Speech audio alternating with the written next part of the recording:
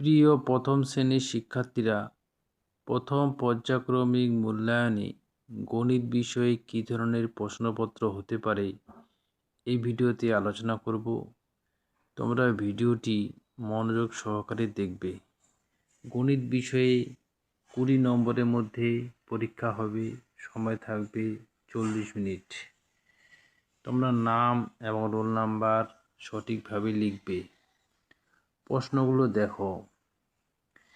1 নম্বর প্রশ্নে আছে বাংলা লেখা সংখ্যার পাশে ইংরেজি সংখ্যা এবং ইংরেজি লেখা সংখ্যার পাশে বাংলা সংখ্যা লিখতে হবে। তাহলে প্রথমে দেখো 5 দেওয়া আছে, ফাঁকা ঘরে লিখতে হবে 5। 7 দেওয়া আছে, ফাঁকা ঘরে লিখতে হবে 7। 4 দেওয়া আছে, ফাঁকা ঘরে লিখতে হবে 4। 9 দেওয়া আছে, ফাঁকা ঘরে লিখতে হবে 9। 2 নাম্বার, ছবি গুণে সংখ্যা লেখো। ক নাম্বারে দেখো 1 2 3 4, 4টা ছবি আছে, ফাঁকা ঘরে 4 লিখতে হবে।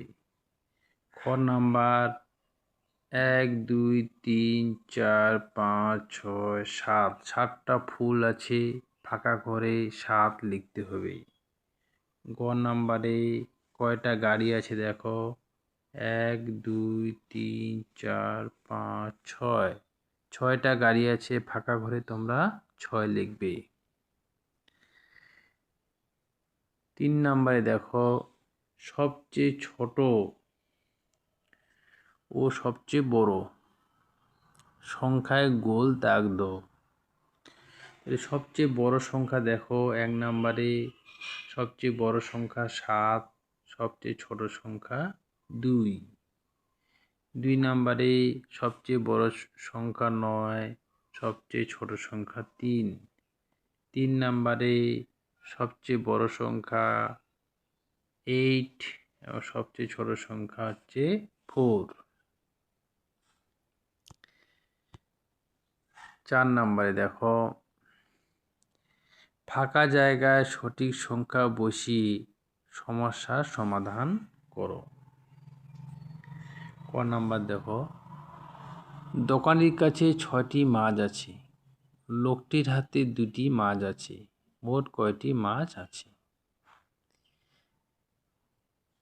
তাহলে মোট মাছ আছে দেখো 6 যোগ 2 সমান 8টি মাছ আছে।